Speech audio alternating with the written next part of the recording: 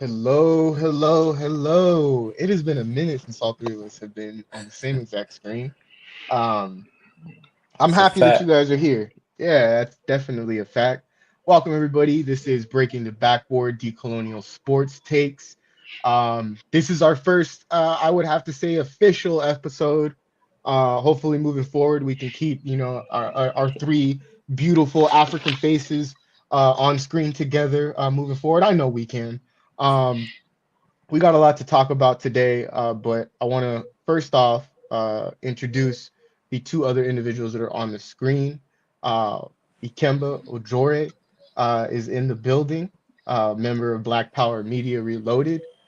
We Charge Colonialism. And we also have Fernando Cardenas, Vital Hoops podcast founder, host. Any credit that you need to give to Vital Hoops, you give to this person right here. Also a part of Havana Negra, and is again one of the probably most underrated MCs that I've met in the last 3 years. I've gotten used to the Rise Up morning show. I literally have that in my playlist, mind you. So that plays like every morning for me while I'm getting up. It's food for the ears. It's food for the soul. And so I'm joined by my Appreciate that, man. comrades. Yeah. I'm joined by my comrades. Again, Okay. members of Black Power Media, Reloaded. Yes. So shout out to everybody over there. And if you guys are, unaware of what decolonial sports takes are, what breaking the backboard is, exactly what it is that we are Pan-Africanists, but we love sports. It's a part of us rehabbing. It's a part of us de-stressing. It's a part of our childhood. It's a part of us growing. And so for us to be here and to talk about sports in this manner, I think is very one constructive and it's one professional at the same exact time. And I think it aligns with what would be classified as the Black radical tradition is that we never lose sight of our collective understanding that is towards liberation. We can love sports. Don't get me wrong, but when we start to normalize colonial behavior and not talk about it, that's when we have a problem. And so this is where this show comes in, and it has been in the past implemented. We've had some really, really good episodes that have aired with Fernando, with Ikemba, and we got some more that are coming your guys' way. And today's one of them. No Ozempic doubt. is eugenics. Serena Williams promoting this for the African masses, diaspora, and for other diasporas as well is not cool. Mm. We're going to be getting into Euro basketball and their complicity with Israel genocide. Do we think it's okay? Just what are our thoughts on Israeli basketball? We're also going to be getting into Malik Beasley completely being done dirty. I mean, dirty Mac, like, I don't know what, if you don't know what the term is, please go and look it up. But was done dirty and now is in a position, and it kind of leaves us an example for us to, break down for the viewers of why these colonial enterprises show no form of accountability, but yet colonial impunity. Colonial impunity is what we've been talking about all this week on this network, being the Las Vegas situation with the child exploitation sting and the colonial impunity there that reaches from Gaza, Israel, and Las Vegas to Las Vegas. Now colonial impunity that reaches into the institutions that we call diverse, or we call equitable, or we call accountable. So we're getting into all of that. I've spoken way too much, going on 5 minutes now. I want to see what's going on with my co-hosts, Fernando and Ikemba. How are you guys doing? Ikemba, how are you, man? Hey, now I'm doing wonderful, man. Happy to be here. And, I don't have a long time with you guys today, but I will be looking forward to coming back and building on these different topics, around sports, especially the importance of it, because so many of our people who are living under colonial conditions, like go to sports, which is part of like a distraction. It makes me think of ancient Rome, right? Yep. And the use of just like sport to distract the people and keep them, really from thinking politically, and doing something to overturn the colonial conditions. And so I think it is important that we do take a look at something that has so much of an influence on the lives of the colonized, and to like really be able to critically analyze it and sum it up, just like we would anything, right? So yeah, but happy to be here and to get into these topics as much as I can. I know I won't be here for everything, but you know, let's No let's doubt. get it in, man. No doubt, man. Let's do it, man. Happy to be here as well, man. Happy to be back on Breaking the Backboard. Happy to see both of y'all comrades, man. It's been a little minute. We It's been a don't live in minute. we don't live in the same cities, we're far from each other physically, you know what I'm saying? But we're in the same struggle. So it's all love, been doing been doing a few things over here from France.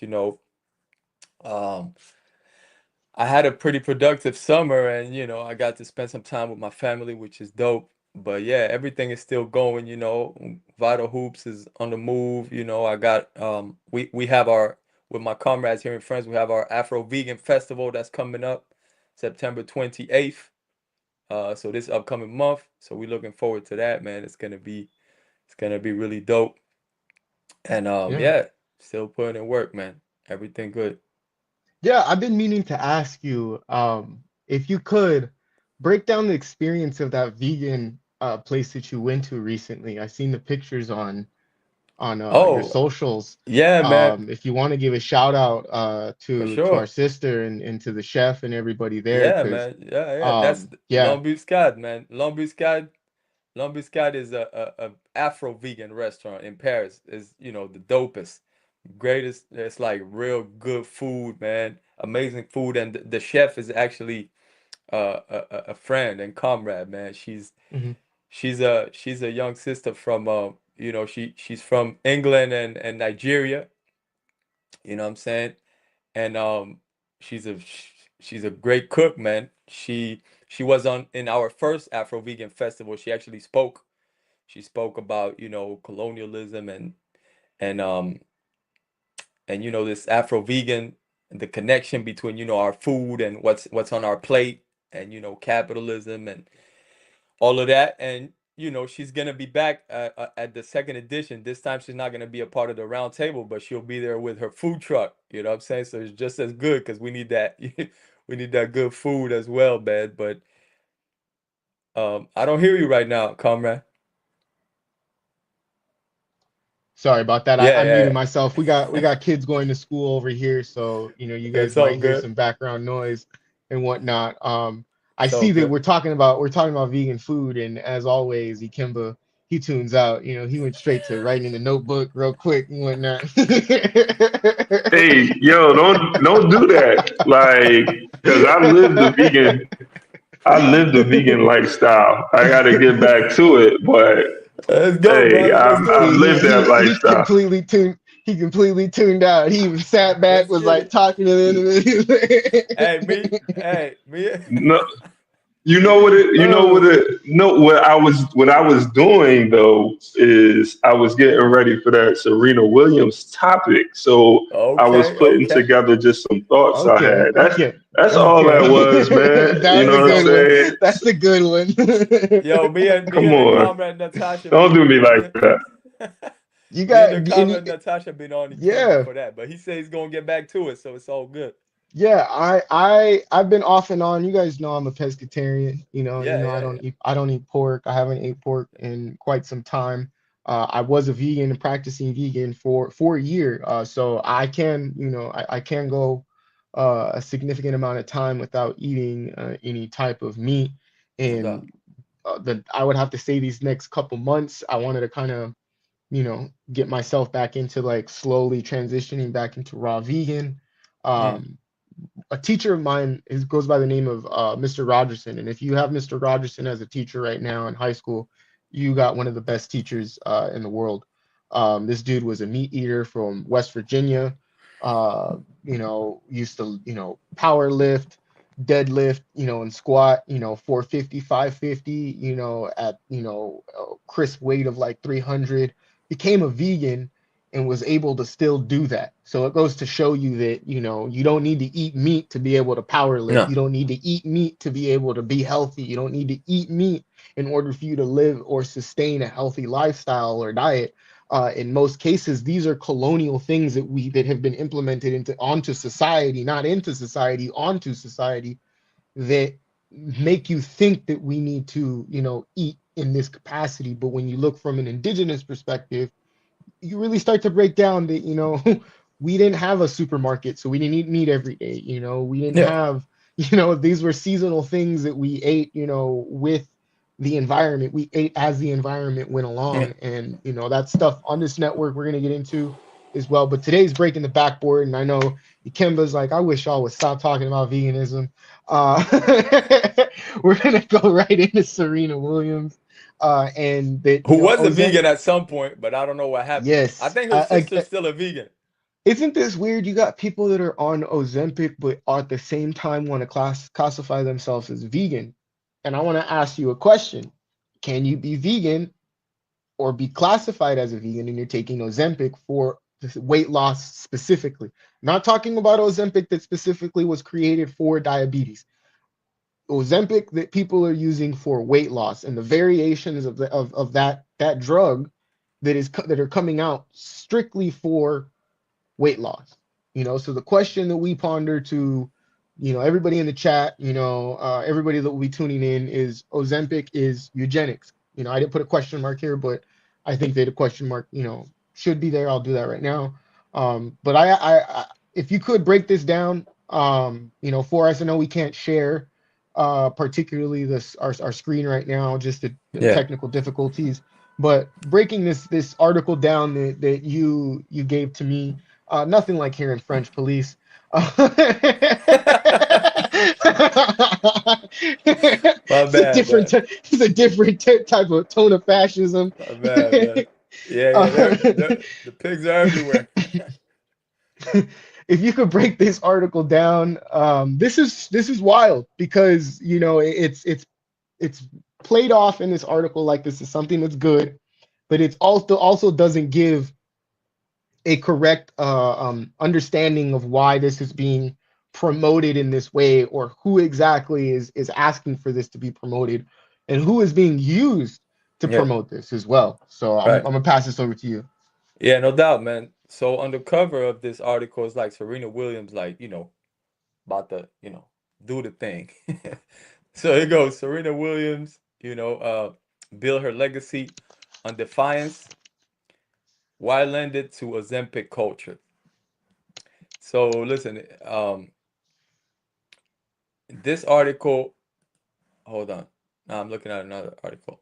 Excuse me, I'm sorry. You're Serena good, bro. Williams GLP-1 partnership marks a disturbing cultural turning point. As a black woman in white-dominated sport, Williams experienced unique pressures. Yet to see someone of her caliber promoting weight loss drugs shows an unnerving social shift. So basically, they go into it a little bit. Weight loss drugs have their first global ambassador, Serena Williams. The tennis great has signed on as the face of RO, a, tele, a telehealth company prescribing GLP-1 weight loss drugs, and where her husband, Alexis Ohanian, is a board member. Announcing the partnership, she told Women's Health, "I am a very good use. I am a I am a very good use case of how you can do everything. Eat healthy, work out to the point of even playing a professional sport and get into the finals of Wimbledon and US Opens and still not be able to lose weight." That quote stopped me in my tracks, says the article, the person writing the article. This is a woman who has spent decades de- redefining what female strength looks like: powerful, muscular, and unapologetic. A 23-time Grand Slam winner, and yet she frames her body as having failed her, not because it couldn't dominate world sports or bear children or inspire millions, but because it wouldn't shrink on her demand. It is a brutal reminder that even the most accomplished women remain trapped in society's obsession with thinness. So yeah, that's a good part of it. Um, Yeah. I It think yeah, looks like it looks Kimba might have dropped. yeah yeah. Yeah, that this I think an go ahead. important part of it is, like I agree pretty much with what's going on in that article. She speaks about her not being able to lose weight when she was an athlete. She never looked overweight to me. You know what I'm saying? Now I don't want to, you know, I don't want to speak for her because obviously she's the one that's in her body and she knows how she feels. Maybe she didn't feel right within, what I'm saying, her weight or whatever. She felt like she should have been lighter or I don't know, what I'm saying? But she definitely didn't look like she ever looked to me like she was overweight. And I definitely think part of this is societal, what I'm saying, a big part of it. Also, the fact that her husband is on the board of that company and she's promoting this, we know this is something that's used for diabetic people, what I'm saying, or people that are extremely obese, what I'm saying, which can be dangerous. But she's kind of promoting it like a regular thing, what I'm saying, that people can just do. And this is something that's fairly new. So the side effects and everything, there hasn't been any really long-term studies as far as this. I don't think it's something that should be just promoted to anybody that wants to quote unquote lose weight. You know what I'm saying? Um, I think it can actually be dangerous. And the fact that there's one other thing, a main problem with it, which we spoke about earlier, which is that, basically this is something that once you're on it, obviously, uh, it plays with your body. You know what I'm saying? It makes you feel like you're full and therefore you're not hungry. You know what I'm saying? It plays with your insulin and all of that. But once you get off of this, then what happens is that you gain all the weight right back. You know what I'm saying? So it becomes something that's you become dependent of this thing, right? So promoting it in that way, I don't know how ethical that is, man. You know? No, I completely agree with you, and I think that you raised two major red flags. Is that one, this is perpetuating a notion that you can get fat, you can be morbidly obese in a sense, do whatever you want, and there's a drug that's going to help you get rid of all of that. Mm, Completely, evading from the reality that individuals that actually need this drug are genetically put in this position. mm, So, you know, people who are abusing this Ozempic and every other variation of this drug, this weight loss drug, one of them being the one that Serena Williams's husband is a board member of, meaning that he owns stock, he owns a percentage of this company. There, you start to paint this picture again that people can just be unaccountable for their actions, that they could and we're not in any way shape or form fat phobic or of any, no, we identify that fat phobia, that being fat phobic is a part of eugenics, yeah. meaning that Ozempic is a part of eugenics, telling people that they need to look a certain way, a certain shape, a certain figure to fit the societal set model or image, example of who this individual and what society should look like. That's the same stuff that Nazi Germany was doing, and Nazi Germany learned this from the same colonialists that are doing it to America today, the same individuals. So all we have done as individuals is normalized hating ourselves, normalized hating other people, and then saying, guess what? There's an easier way for you to fix being hated instead of fixing the society that demonizes people genetics, for simply genetics at this point. Yeah. Because, I grew up in a household where, my cousins and my sister, they were always told, you're not fat, you're big boned. And I genuinely believe that people are built with different bone structures. People are built with different bone densities. This is scientifically proven. Yeah. Yeah. So The other red flag that you raised too, you know, is the if you take this, there is no in any way, shape, or form that the weight is just gonna wither away. No, this drug it's exactly what it is. It's a drug. Absolutely. It will bring back 2 times as much weight as so, meaning if you were 100, if you wanted to be 140 pounds and you were 240 pounds and you lost, well, significantly, if you lost 100 pounds like that, you got some health issues going on, nonetheless. But let's just use that example. You're 240 and you want to be 140, okay, and you lose 100 pounds and you stop taking that because you reached your goal. You're now going to gain 200 more pounds than what you were originally. So now you're 340, especially if you don't work out, especially if you don't maintain the amount that of the drug that you're taking. This is essentially crack cocaine without you losing your mind. You're just Yeah. you're allowing the drug to suck up every bit of your life, without it mentally putting a hold on you, and I think that one thing that not that you didn't mention it, but another thing that is very evident is that a lot of times when they use African bodies, it is to test things. They want to see That's true. if this actually works. So since Serena Williams took it, millions of little girls and millions of young women and whatnot see her, and they're like, well, I could do this, and now they became lab rats. Yeah. So not that you didn't mention it, but there's so much of a No, I complexity didn't. of complex, that here, that I could Yeah. easily see how someone could, just it let. But that's, it's always been something that's done. You look Yeah. at the Godfather of gynecology. I always bring this up. He in test studies, openly referred Yeah. to African women as being subjects that did not or were immune to pain.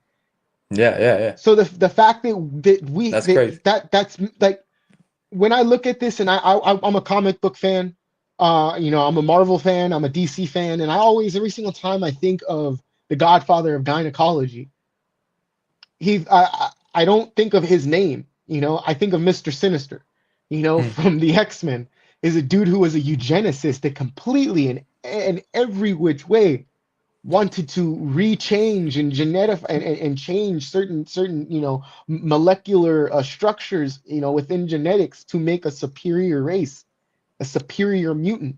Yeah. So this grotesque understanding, or normalization, I wouldn't say understanding, normalization of Ozempic, especially implemented on the African masses of people, I personally think is nothing more than we're nothing more than test subjects to them at this point. I And agree, Serena man. Williams has been complicit in saying, hey, I'm cool with it just as long as I get a check. Yeah, I agree. That's what it looks like. I mean, again, I don't think, I'm not against, GLP-1 drugs. I think they have a specific use, what I'm saying, that can help certain people, right? Along with lifestyle changes. It's not just about taking that. You also have to, go through lifestyle changes so that, uh, but, the way she's promoting it, it's kind of like you said, it's gonna make it feels like it's gonna turn into an aesthetics thing. Like people are gonna use it for aesthetics, and that becomes problematic. You know what I'm saying? Because like you said, while you're taking this thing, uh, basically, it stimulates your insulin. You know what I'm saying? So therefore, it reduces your appetite. But once you're off of it, your appetite is Yeah, coming right back. I think it's meant to accelerate your metabolism because I have a high Yeah, it metabolism. does. So I That's sweat, absolutely right. I sweat excessively, and like when I did play basketball, on an everyday basis, and you can atone, to this as well. Um, you know, playing running up and down that court, if you have a high metabolism, I'm sorry, but you're sweating from the rooter to the cooter to the tutor. You're all the way from the top to the bottom, like you're sweating all over. I've never not gone home and had to change my shorts, had to change everything because they're Yeah. just drenched in the sweat. This is to mimic those that have high metabolisms. That's what this drug is essentially for, and it's for people who are morbidly obese, Yeah. and people who are morbidly obese. That is a form of that could be a form of genetics. That could also be something that scientifically we haven't gotten down to. I'm not a scientist, so I'm not gonna speak on it. I feel like as individuals from the African diaspora, people, individuals that are Pan-Africans that want people to understand the truth, we have to point out that this is nothing more than saying, hey, come in and join, being a lab rat. Yeah. We're now trying this on the African, masses of people. We were trying this with white people and it worked. Now let's go and try this with the African masses of people. Who here has a great idea? Oh, I Mm. do. My wife's one of the greatest, African, African athletes of all time. Right. You know, Let's so see. Let's do a it's very commercial. clear. Yeah, it's very clear and it's very evident. So Yeah. I'm glad that you bring this to the table, because it really identifies, where society is trying to put the African diaspora, where they're trying to navigate us through, is that they're now wanting us to demonize African men and women from the diaspora into believing that they need to change their body figures to then suit hegemonic colonial, narrative, Right. understanding and viewpoint. So, appreciate you for bringing that No doubt, to man. the table. Another thing, and I think we can get into this because the last subject is kind of it's all Israel and whatnot and the genocide, so we can kind of leave that towards the end. But let's get into this weird situation. Uh, Let's do it. Malik Beasley, a done dirty by the NBA, Yeah. was accused of putting themselves in a position to leverage games in their favor via gambling Yeah. Gambling with the like talking to the refs or doing the little things at the end of a game in order to win or lose or in whatever. order to win. Yeah, It's like gambling. and inevitably it came out that it was all false. There was no relative evidence to even justify this, and so I don't know how you're going to what your opinion is on this. And we've told ourselves, we're going to keep this for the recording. I got two sides of what I feel is the same coin, of someone not wanting to pay someone for what they had did, and trying to play it out as if they were cheating, they were in, but But at what do the you mean? Break it down. Break that down a little bit. so, for those that aren't aware, Malik Beasley was accused of gambling with said refs, or said at the end of games, trying to make certain wagers or points, and that ended up being false. And he was primed to be given a 42 plus $1 million contract that had about 3-4 years residing on that. So really good Right. contract, for him and his family. And me and you, we know that the NBA is a colonial system. So for those that are Of like, course. why are, we're not gonna, we people know where we stand. Where I'm coming at this from is that I think Detroit didn't want to pay him. So I think Detroit went and they decided that they were going to create some narratives or spin some Mm. shit because, they didn't. That's just how I see it. But another side of me thinks also too is that this was like a scare tactic to the rest of the league, that fuck around and find out you guys start gambling and or even thinking about it, and we'll make an example out of you. We'll fuck up your contract situation to where you never, you know, get $1 million contract. But I lean more towards the first one. Is that Yeah. I don't think Detroit wanted to pay him. I don't think the NBA wanted to pay him. I don't think the Players Association wanted him to get paid. I think Okay. that this was a full on, we're going to create a narrative because we think that this dude doesn't deserve whatever amount of money they were willing to give him or he was projected to get. And it's unfortunate because now he has to sign with teams that, one, don't have potentially any championship aspirations, or two don't have, or two have championship aspirations, but don't have the fucking cap space to sign him. And you know it. I lean more again, like I said, towards the first one. Is that he was in a very, very large slump percentage wise via three, via points made per possession.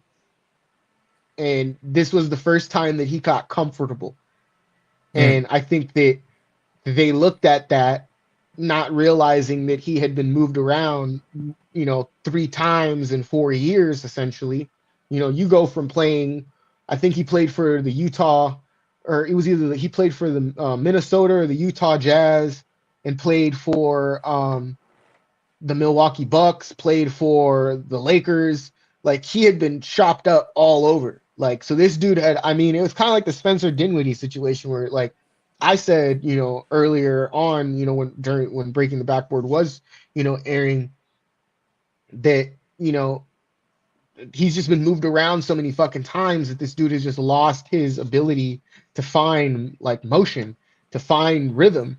And I Right. think that that's what it was with Malik Beasley. And when they seen that he was very, when they seen that he was making Detroit's market go up, I think people were like, "Yep, nope, we're not making this happen." Detroit has always been where Detroit will always be, right there.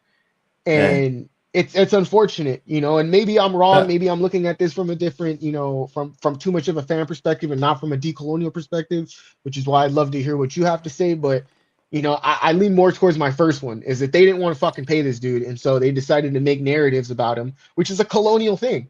It's very yeah. colonial. Yeah. In essence, and the NBA is a colonial entity. It's an enterprise that was created off of fucking slavery, the trading of assets of people, and just legalizing it by putting a brand on them. The brand is no longer on their physical skin. It is on their backs. It is on they wear it. So how is it any different? Yeah. Just because, LeBron is a $50 million slave, that's what he is. The $50 million a year slave. That's what he's advocated for. Mm. Yeah, man. Am I No. wrong, bro? Am I wrong No. for thinking that in that sense? No, not at all, man. I think um I think it's a very interesting story, you know.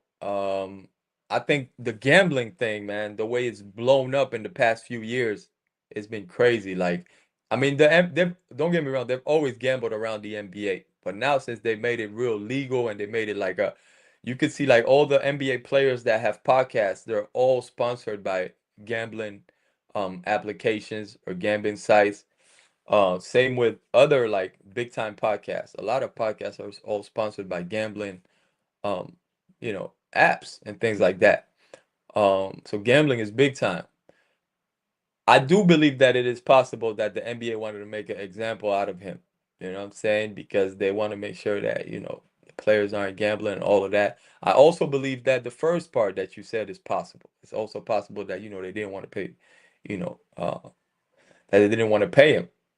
What I know is that Malik Beasley, man, he's a very good ball player, and he had a great season last year.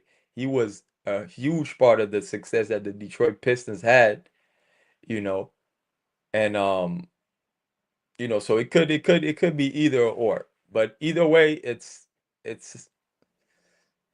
there's something there. There's something there that we don't know, something there that they're not telling us right away, straight up. You know what I'm saying?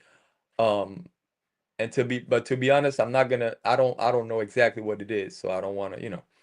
But I do Yeah. hope I do hope or wish that, he signs with the Knicks. I'm just saying. Well, I was gonna say I hope if we clear roster spot for the Lakers, Yeah, which I think we I'll will, be, I'll be find his way to New signing York, these man. signing these guys to two-way contracts, or even just waiving them and signing them onto G League contracts. I think we can get Beasley for a good chunk of change. I tried to, being that he was available on the fantasy, because I do fantasy basketball. Mm. Every year. I did it last year. I had a horrible season last year. We will not talk about it, but we will talk about is this season that I have. I got everybody from Bam Adebayo to Luka Doncic to LeBron James. I put in. I made trade acquisitions, all that shit. I indulged in a little colonialism, you didn't have. No, I think we wanted to talk about the gambling part about this because not Right. a lot of people put this in this in this framework is that it's a hegemonic tool that is used to further the consumption, further the exploitation, further capitalism, and Yeah. its greed.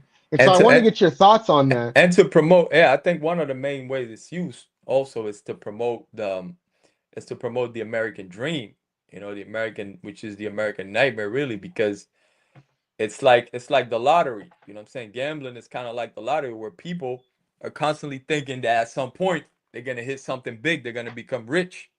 You know what I'm saying? It's Yeah. gonna happen. You know what I'm saying? So it's constantly playing into that. And this is why you've got people all over the world thinking that, they have to protect richest people rights, quote unquote, the rights for rich people to not pay too much taxes and to be quote unquote, to let them do what they do because they think that one day they're gonna be rich. So they don't want to be bothered when they're rich. You know what I'm saying? And so gambling, what I'm saying, is kind of work plays into that. You know what I'm saying? It's about, what I'm saying, being able to make a whole bunch of money at some point because you made a good decision and you had some luck. You know what I'm saying? And then now you're gonna be rich and all of this shit and not worrying about where what's really behind all of this and not understanding that being a millionaire is a problem to what's going on in our world, man, today. But yeah, I think like you said, it's directly tied to colonialism and to into greed and to what this system does. You know what I'm saying? But once again, Mhm. our people and the people in general are so brainwashed, man, that people are not making that connection at all. Unfortunately, most people, you know what I'm saying? And so, we're kind of they're going through it. A lot of people are gambling and they're just, it causes a lot of problems too, man, because a lot of people have lost a lot of money. They've lost their houses, they've lost a lot of things because of it. You know what I'm saying? People get addicted quickly to this. So, you know, I'm not one to promote gambling at all, man. You're not gonna find me, you know, uh, in none of those apps, man. You know what I'm saying? So that's how I feel, man, as far as that, you know. I completely understand you. I have some background noise. If you guys can hear that, I apologize. Um, no, it's very apparent that it is a tool for exploitation when you have individuals that put their whole, I mean, $1,000 expecting to make 5,000 just so that they could pay their rent for the next 2 months, like that. That type of normalization of Yeah. re, of a society. It's not a society because when you break society down to its root term, it means civil. How is this civil? When you are literally making a world, an environment where people have to leverage parts of themselves and parts of others in order to get basic needs. And Yo. Okay, okay, okay. Isaac.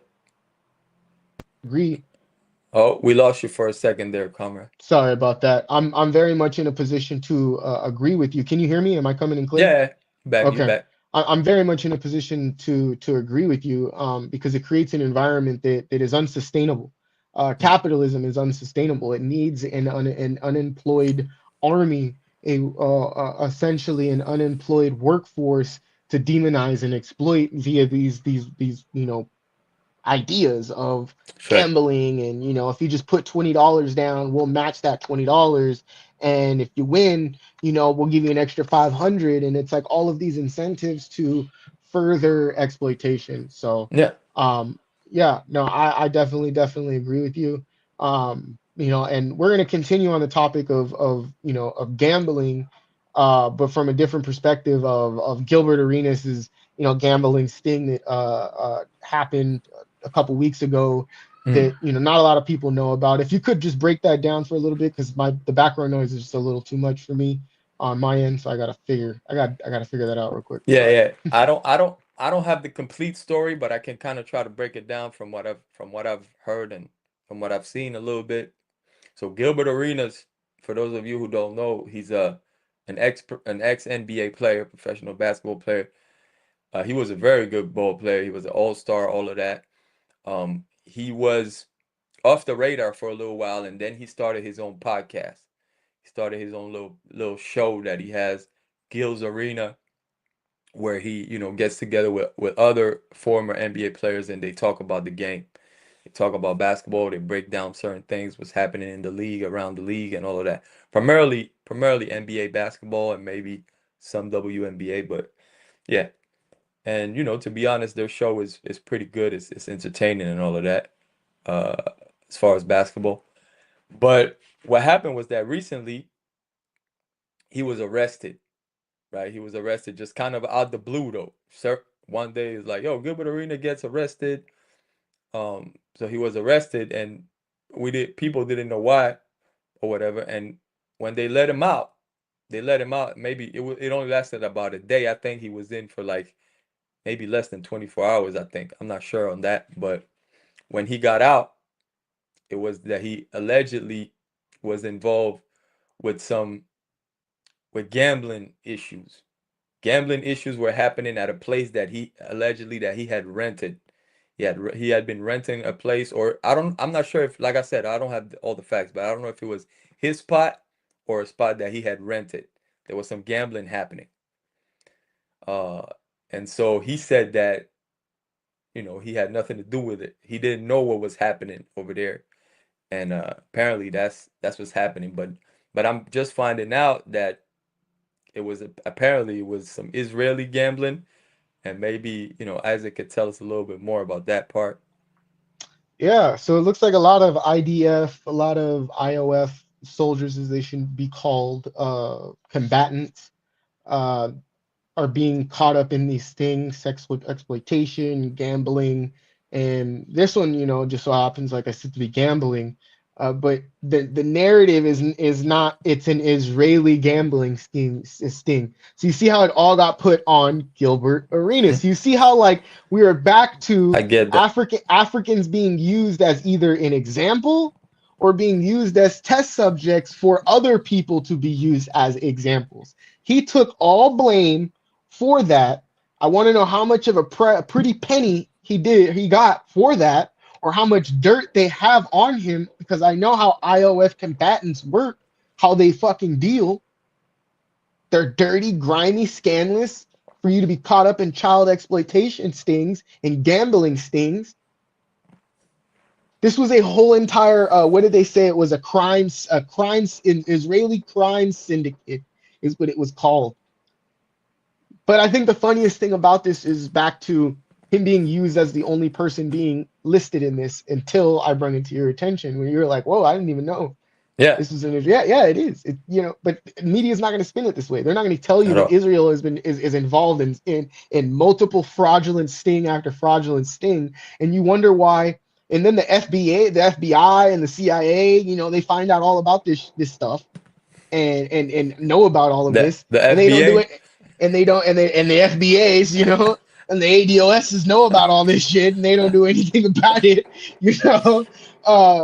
It goes to show you there's some leverage that Israel either has on the US or they're the same entity. Yeah. Because this is nothing more than a hegemonic tool. Yeah. Of exploitation, the same way that child exploitation is a hegemonic eugenics tool. Wouldn't say eugenics to a degree. So, for those that didn't know, yes, Gilbert, and it clocks because his network, Patrick Beverley's network, are owned by the same company. That makes sense. Underdog Sports. Yeah, that's good to break down. Yeah, and they also, I think they're also involved with some, yeah, with like, they are a gambling site, aren't they also? Yeah, Everything that they do, they promote. yeah, If you send this in, you get $100 off of this, and you do that. yeah, So, but the picture I'm trying to paint is, you remember almost a year ago, we called out yeah, Pat Bev yeah, in of his course. complicity with genocide and trying to deny it and whatnot. I mean, I mean, the motherfucker's so stupid that he gave praise to Karl Malone without knowing what Karl Malone actually did, and why Karl Malone is not someone who you should be trusting around your young children, your daughters especially. Right.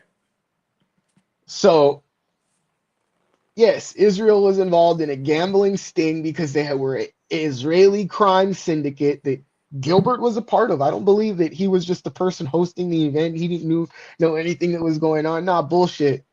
Bullshit. I have every intention to believe that there were women there shaking ass somewhere in some corner. That there was liquor, and there was drug, everything, ketamine, pink cocaine, as they like to call it. All of that stuff was out there. I tend to believe that because I tend to believe how these people act, because they say it. He says it on his podcast. He's drinking excessively on his podcast.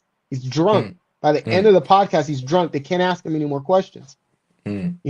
He plays a really good part of being able to roll through the motions. Shout out to me. I'm almost 8 months, no liquor in my Hey, system. man, that's a beautiful thing. Shout out, man. So I know, there's Yeah, yeah. times on this network where I had a beer, and you guys didn't even know, Mm-mm. So to put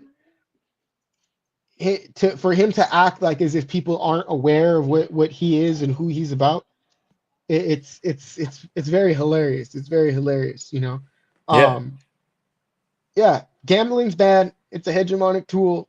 If you don't think so, look at what happened to Malik Beasley, and look what they're doing with Gilbert Arenas. And look what Gilbert Arenas is allowing them to do to him.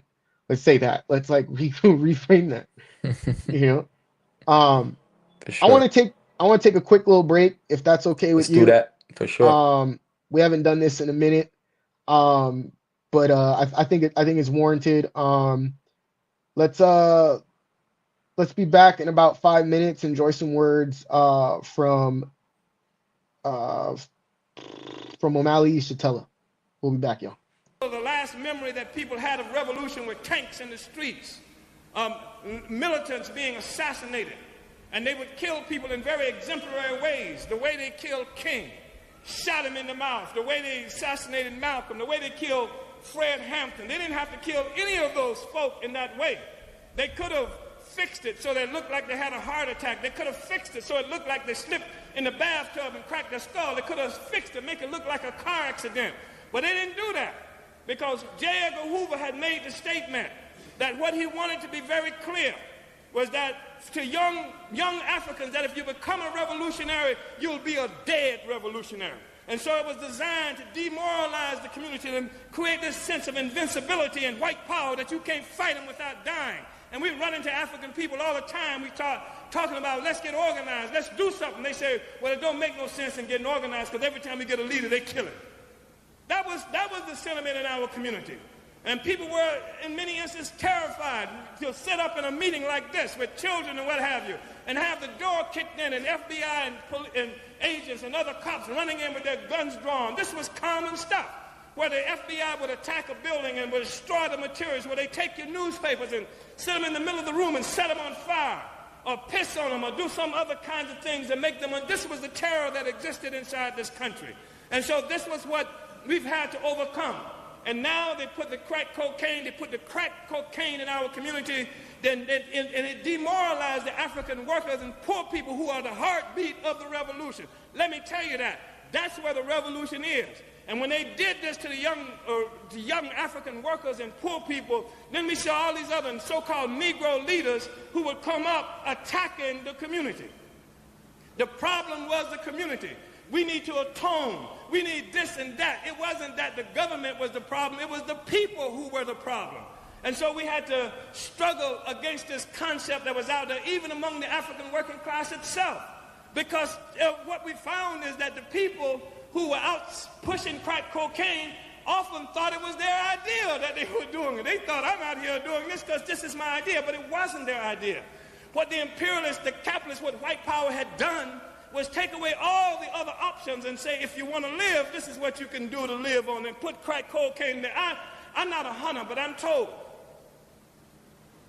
that in places like in the Arctic, where indigenous people sometimes might hunt a wolf, they'll take a double-edged blade and they'll put blood on the blade and they'll melt the ice and stick the handle in the ice so that only the blade is protruding, and that a wolf will smell the blood and wants to eat, and it'll come and lick the blade trying to eat.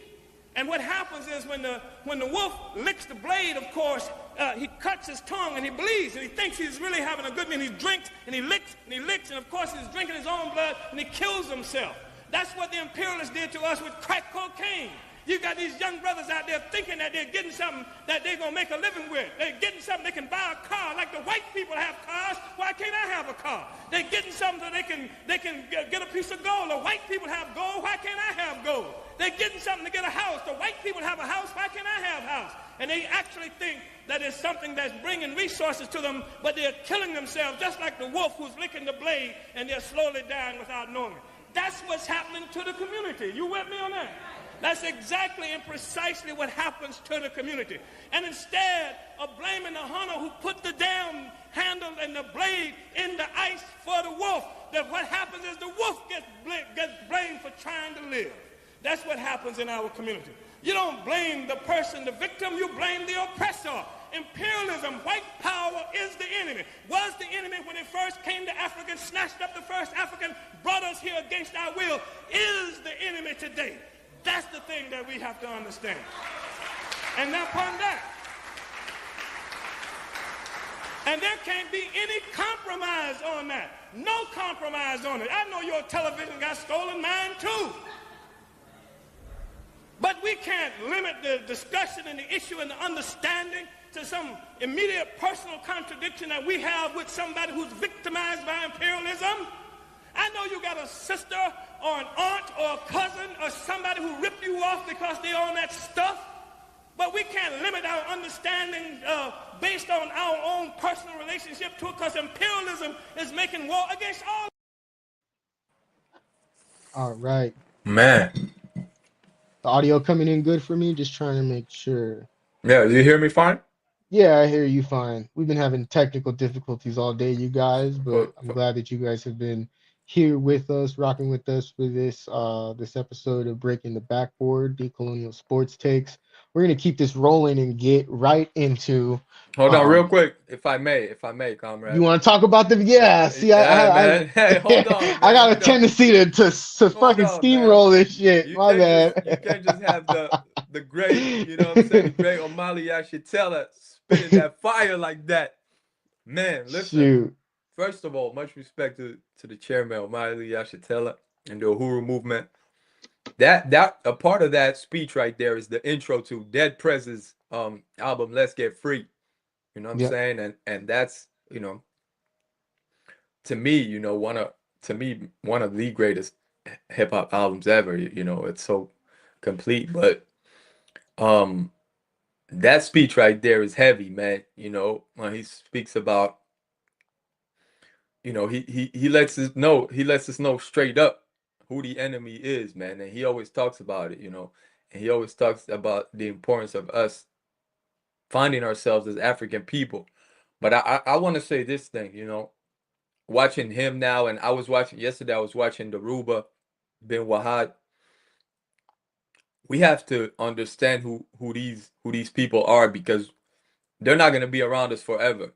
You know, people like Omali Yashitela, he's still here amongst us. Daruba bin Wahad, he's still here amongst us. You know, these are our revolutionary heroes. You know what I'm saying? So we have to understand that and not take that for granted. You know, the fact that they're still here and still in the struggle with us. So yeah, I just wanted to mention that, man. This is something important, because then we're gonna wait, and when they pass away, then we're gonna start wearing them on t-shirts and bigging them up and things like that. We know how things go, but while they're here amongst us, you know, we have to really honor them and help them if we can, and if and do the work. You know what I'm saying? Yeah. Because that's what it's about. Yeah, no, I'm glad that you stopped me from trying to steamroll through this because it's important. What we just talked about, Ozempic being a drug that is being implemented onto the African masses of people. I could use the same framework that he used at the end. I know that you got a brother, an uncle, or a sister that's on that fucking stuff. You know, Mm. it's a weapon, it's a tool, it is a gadget that is used to enforce one, a narrative, two, an agenda, and three, a consumer-based exploitive idea onto the African masses of people. And so that's why we have to tell the truth. We have to let you guys know, as the viewers, what's going on. Simple as that. It's not even, there's no if, ands, buts, no who, what, when, why, there, and how that needs to be implemented. Bye, Papa. Have a good day at school. I love you. um we have to. It would be cowardice of us, and we couldn't call ourselves Pan Africans. I don't equate myself to being a Pan African is just because I quote unquote bought a school, which didn't happen, motherfucker. I had to get that out there. Just one little comment on that. um Donations. don't need no donations, donations.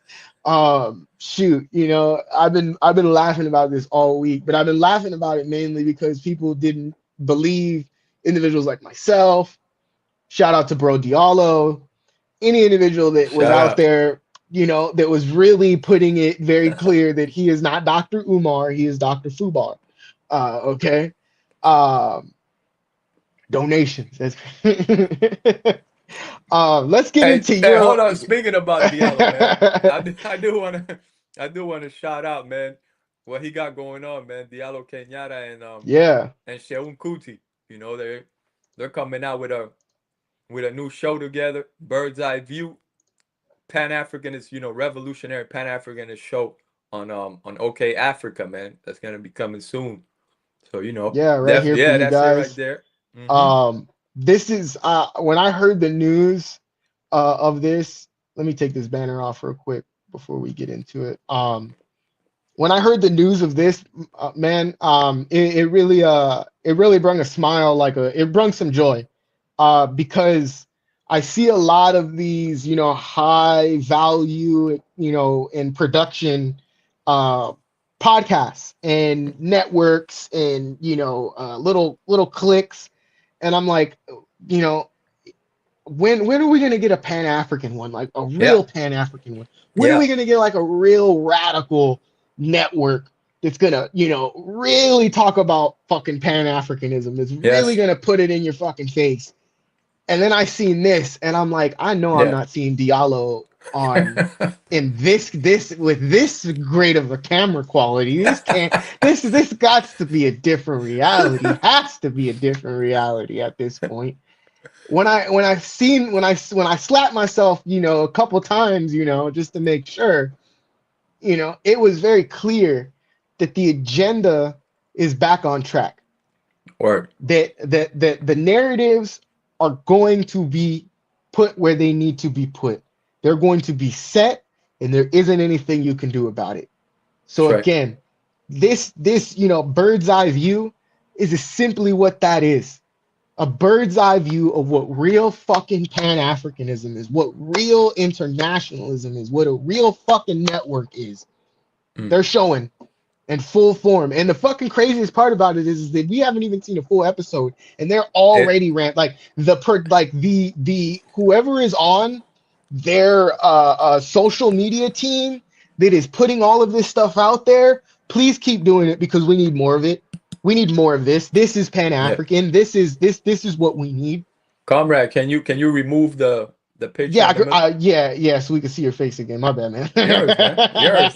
Right as you speak, No, brother. I just wanted to make sure that people, Yeah, could yeah, yeah, for sure. I get you. could tune into that. But again, shout out to Diallo Kenyatta, and for those that don't know, Diallo Kenyatta is the founder of Bro Diallo Show, which you can find under Diallo Kenyatta, and is the one of the founders, I believe, or the founder of African World Order.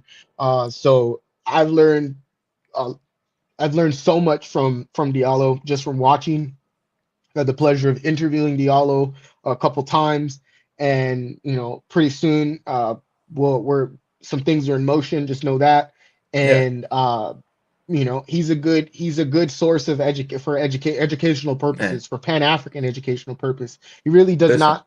He doesn't leave you with uh, a if, a but, or a how we could do this instead of, he Listen. lays it out. If you're not willing to follow the Pan African code, if you're not willing to follow, and it's a fucking code. If you're not willing to follow that, if you're not willing to follow the Black radical tradition, then Yeah. this is not the I'm network for you. And it's I'm been a network for me. So for sure, man. To be honest, to be completely honest, I think, Diallo is one of the greatest, Pan-Africanist voices we have today. yep, Honestly, you know what I'm saying, in my opinion. yep, And to be honest, man, Sheun Kuti, that's who he's doing the show with. For those of you who may not know, Sheun Kuti is the son of the late great um, Fela Kuti. One of the greatest musicians to ever walk on this planet. You know what I'm saying? hmm And Sheun Kuti is a great musician himself. I'm a fan of his music, and he's also a radical revolutionary Pan-Africanist, you know what I'm saying? So, and it's great to see, you know what I'm saying, the son of a Pan-Africanist continue to stay in the struggle. Someone like Fela Kuti, who was a Pan-Africanist, hmm and an artist as well. So he's in the light, to see another brother like that that's in the light, because a lot of us are Pan-Africanists, we're not famous. But someone like Sheun Kuti, who's famous, it's great to see, you know what I'm saying, him be out there and not sell out and be a real Pan-Africanist. And him doing the show with Diallo, I just think it's a win for Pan-Africanism in yeah. general. So I'm very happy and looking forward to checking that out, man. Shout out, congrats to Yeah, Bro Diallo and Shehu Kuti. Diallo is well versed on 100%. Pan African knowledge, ideology, Mm-hmm.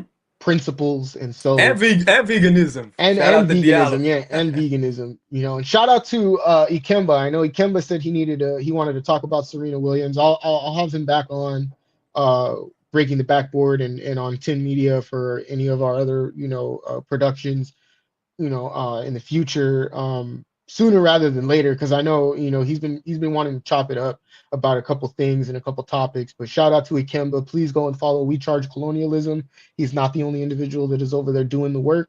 So shout out to everybody over there, and shout out to Black Power Media Reloaded. Rise Up No Morning Show. doubt. You guys know you guys got my love over there at Black Power Media. Yeah. Let's get into, and shout out to Diallo Kenyatta, African World Order, Bird's Eye View, please go and watch. It's something that you guys do not want to miss. I can tell you that right now. Just the 6 minutes alone had me hooked. The 30 seconds had me hooked. The camera Same. quality, I'm really It's big a on beautiful camera thing. I'm quality. telling you, that's Yeah, I'm really big on camera quality. I went to, school for communication studies, so camera quality to me is like, it's one of the 5 things that I look at in regards to professionalism, and professional content creating and broadcast, analysis and production. So camera quality is top notch, and so one of the reasons why I'm going to be tuning in. But importantly, because these are just two great individuals that mesh so well together.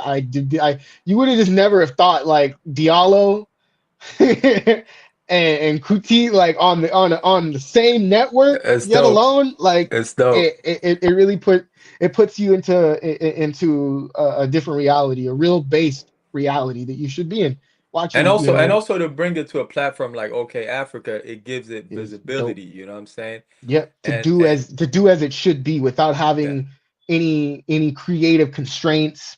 Yeah, that's what I'm Diallo can saying. talk however he wants. I'm assuming. Yeah. I Well, we'll see I how the I show goes, I But wasn't there. I wasn't there for when the money was resided, but I just I just know that Diallo is one to speak truth to power and power yeah. to truth, And so and is Sheun Kuti. So is Sheun Kuti. So exactly. Yeah, that's not, and it's ne not a dig. Yeah, not a dig neither to no, Kuti as I well. know, but I'm just saying, like, neither of them really hold their tongues. So we'll see how long that show lasts as well, because It's gonna last. it's gonna be It's on real. OK Africa. It's It's on gonna be OK real. Africa, and I know it's again. tune in to Yeah, OK no doubt. Africa's bird's eye view. Let's get into Euro basketball and Israel to kind of conclude this real quick. No doubt.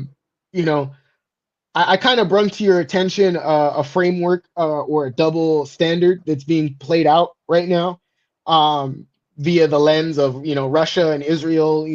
From a sports perspective, me and you both can openly say right now that we do not agree that Israel should be playing any professionalized sports as a said nation, because they're not. They're an occupation.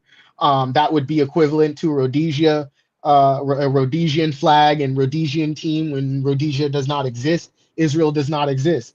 Israel is an occupation. It is a military outpost, imperial military outpost, for which everybody there that is there, whether they like to claim that they're civilians, they're combatants, Israeli combatants. They have to sign up for the military. Every child, when they get to a certain age, has to sign up for the military. They have invoked settler colonial behavior in 4K.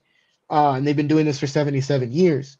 So to see Euro basketball, to see international basketball, international sports in general, applaud and grant access to Israel, but on a stage, on stages that Palestinians can't get spotlights on.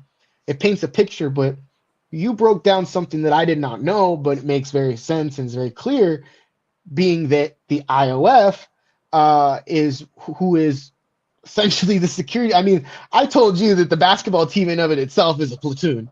Like, we just have to look at it from this type of viewpoint.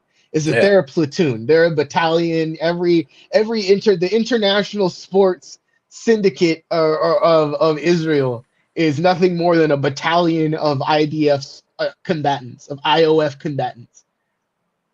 So, but Mm. you pointed something out, so I'm gonna let you break this down, and then we'll get into the nitty gritty about how we generally feel about this, because and the double standard that's being kind of But played out. which part? Which part are you talking about that I pointed out? The security, then I mean, they Oh, have like yes, absolutely. the security part. I was blown away, Absolutely. but I was blown So, away mainly because you don't see this with any other nation. no, not at So all. It's for because it they to be, know. yeah, so for it to be like normalized, and I've been using this term a lot lately, normalization, normal, but for it to be normalized, Yeah. that's a fucking problem. Yeah, Like, yeah, yeah. that's a big fucking problem. So what's Um, happening is that, like you said, the Eurobasket is on this, the European basketball competition. Right now the FIBA, which is the World Federation of Basketball, they're doing all the competitions by continent, pretty much, right? mhm. So so what happened was, for example, Angola just won the African championship, which is dope. Shout out to Angola. They just won the championship in Africa. Uh, and in the Caribbean, in South America, we have, shout out to Jamaica. The Jamaican team is doing really good. They actually qualified for the next step, which they're gonna try to qualify for a chance to go to the World Championship in 2027, to go to their first basketball World Cup. It would be amazing to I see was gonna Jamaica. say, I don't think, and this I'm throwing this out there. This is a hot take that we can talk about when it comes. Yeah. I don't think the USA is winning the Olympic gold in the US. In I don't think they are. I don't Ooh, see yeah, it. we'll talk about that. I But don't see anyway, it. like I was saying, Yeah. shout out to Jamaica, and just a little plug real quick, man. You want to make sure you check out my next Vital Hoops on September 4th. I'll be talking a little bit about that, about the Jamaican squad. But anyways, yeah. So all the championships are going on. So as you all know, as some of you know, I live in France. I'm here in France, right? And the Euro Championship is going on right now. So in France's group, right, they have Belgium, I believe. I don't know all the teams, but they have Israel in there. Okay. So they're part of that group that they have to play with each other, maybe twice with each other, and then they come out. There's two teams that come out. So it's four teams, and two teams come out to the quarterfinals, right?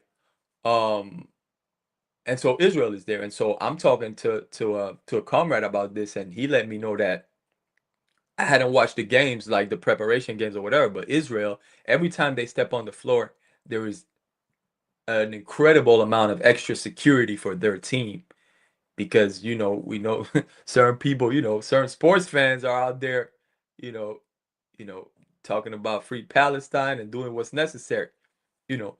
And so they're afraid, apparently, that something is going to happen, but they bring out an incredible amount of security for the Israeli team, if we could call it a team, because like you said, you know.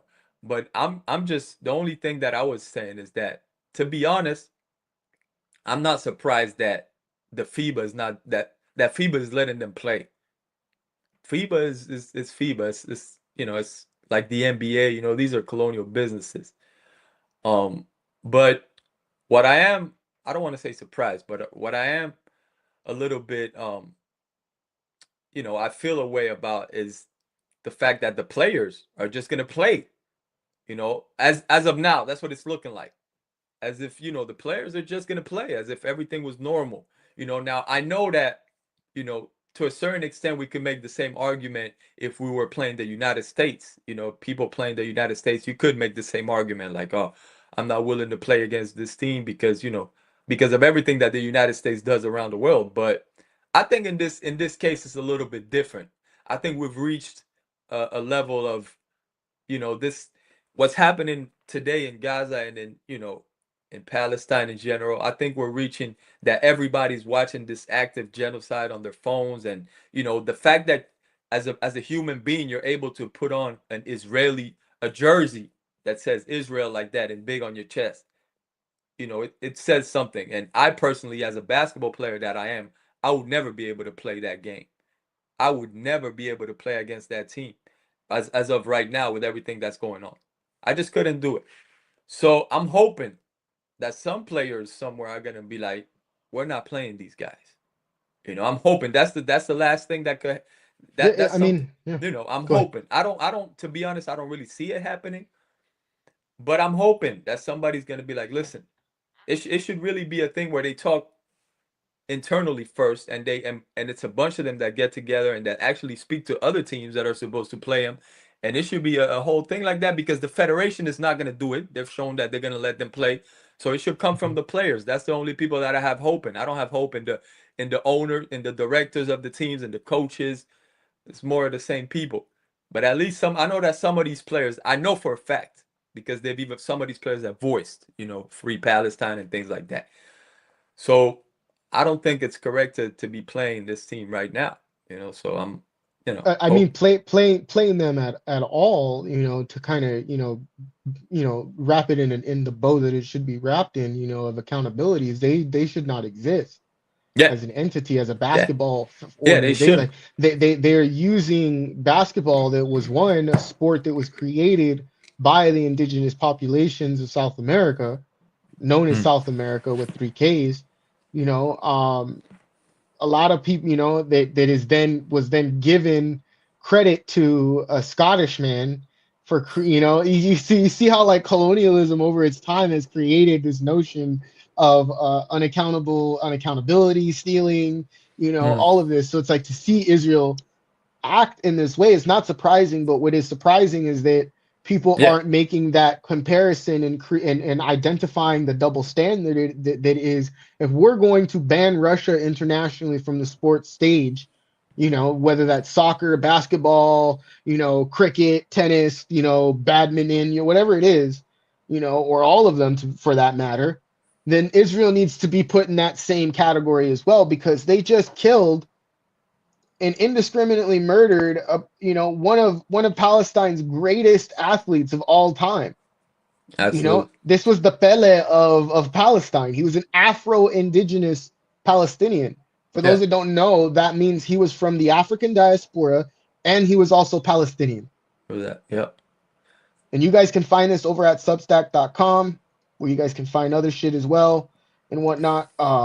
You know, but like, to know that Let they're actively targeting Palestinian, you know, activists, you know, let's get into that just briefly, you know, real because quick, if I can, man. Let go me, ahead. because you mentioned them, you know, boycotting Russia as a whole, basically with the whole thing, and the comparison to that. You know, it's crazy how, you know, here in France, for example, they're still boycotting Russia because of the Yeah. war. I'm talking about, listen, I'm talking about, I have some friends that are Russian, right?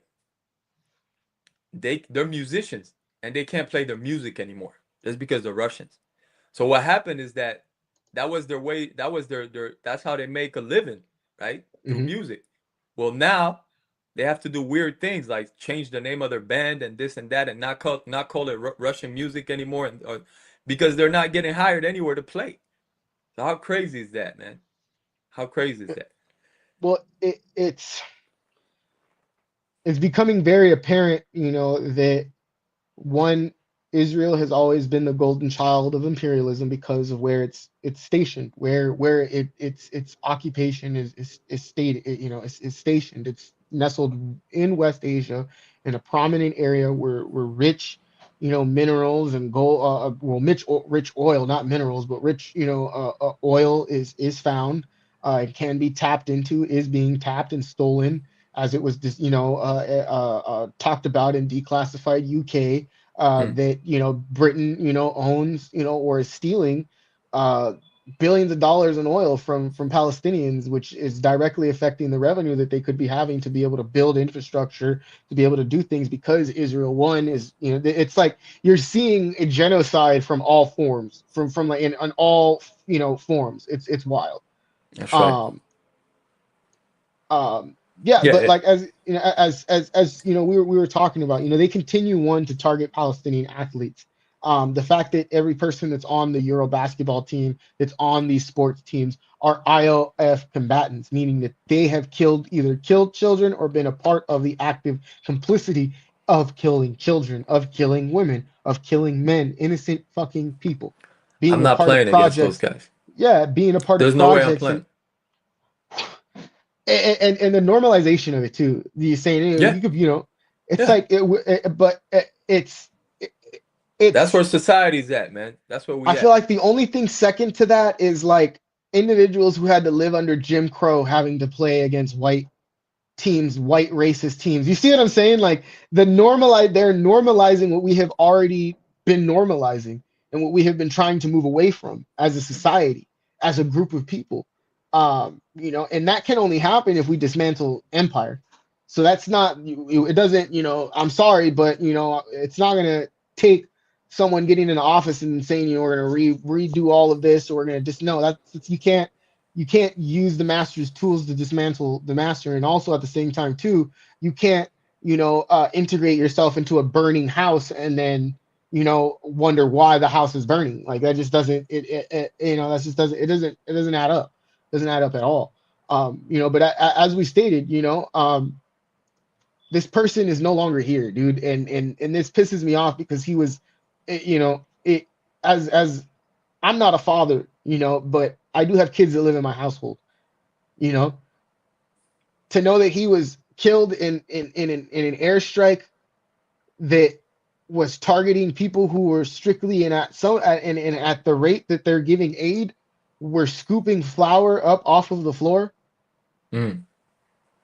This is wild. This man is an Olympic gold, like not an Olympic. It was is a champion, a world class champion. Yeah. You know, to know that like he's no longer here and his 5 children don't have a father and their mother doesn't have a spouse, it's disheartening because we see Israel do this day in, day out. I can go right now on my phone and go to Resistance News Network or go to any Telegram chat that I'm in, and you could see the carnage. You can see the Absolutely. vitriol, the audacity, the colonial caucasity of these people. So I think we're in agreement. They need to be Definitely. internationally banned from the Yeah, sports stage. for sure. Internationally banned. If you're going to do this to Russia, which Russia had had every intention to go in there and help the people that were being ethnically cleansed by Ukrainians in the Donbass region.